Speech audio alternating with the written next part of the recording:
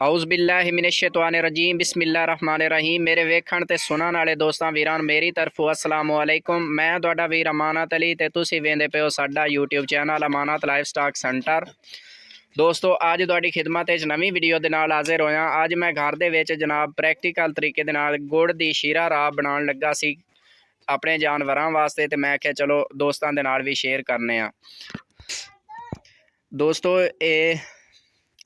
इस वीडियो दे विच मैं अपने दोस्तों के नाल ये शेयर करांगा कि शीरा राब बनाउण दे की फ़ायदे ने, अपने जानवरां नूं किन्नी रूटीन ते किहड़े टाइम ये तुसीं देना है, किस चीज़ दे विच मिक्स करके देना है, किस तरह इनू खिलाना है, ते किहड़े किहड़े फ़ायदे ने इस दे, ते ये कितना ज़रूरी है जानवरां नूं। अगर तुहाडे कुर्बानी वाले बकरे ने या बकरियां प्रैगनेंट ने या डिलीवरी तो बाद तुसीं इस्तेमाल करवा रहे हो, तो किस तरह तुसीं इस्तेमाल करवाना है। तो सब तो पहले जनाब इसका बनाउण दा तरीका सीख लो।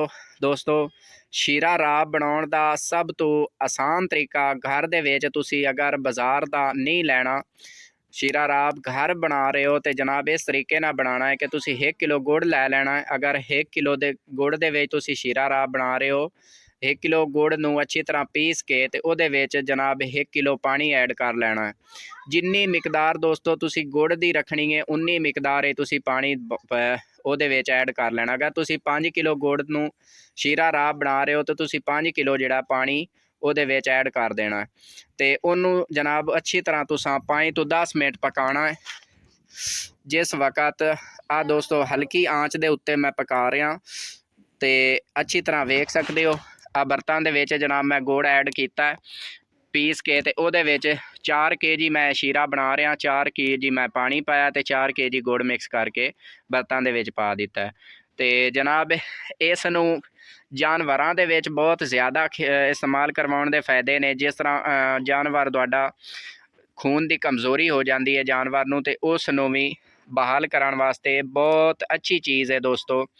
तुहाडे जानवर की खून की कमी पूरी हो जाती है, तुहाडा जानवर एक्टिव रहिंदा है अगर तुसीं ये खिलाउंदे हो। अगर कुर्बानी वाले बकरियां नूं शीरा राब इस्तेमाल करवाउंदे हो, तो वह वज़न अच्छा गेन करते हैं, वो वेट बनाउंदे ने, ते जनाब होर इस दे बहुत बेशुमार फ़ायदे ने। तुहाडा जानवर जिस तरह सर्दी का मौसम है पानी नहीं पी रहा, तो तुसीं पानी जानवर दे अगे रख के उहदे विच जनाब शीरा राब 20 तो 25 ग्राम जिहड़ा शीरा राब उस दे विच ऐड करके, ते जानवर खुश होके पानी पी लेगा आसानी दे नाल। ते जनाब कुर्बानी वाले बकरियां दी अगर तुसीं वंडा डालदे हो, तो शाम दे वक्त बेहतरीन वक्त है तुसीं अपने बकरियां दे अगे जिस तरह तुसीं चौकर या वंडा कोई भी दाना पा रहे हो, उस दे उत्ते ही तुसीं जनाब शीरा राब 20 तो 25 ग्राम अपने जानवर नूं पा के अच्छी तरह मिक्स करके, जानवर बहुत ही एक लजीज चीज़ है, बहुत मिठा मिठा बन जाता है, तो वह जानवर तुहाडा अच्छी तरह खुश होकर खा लेंदा है।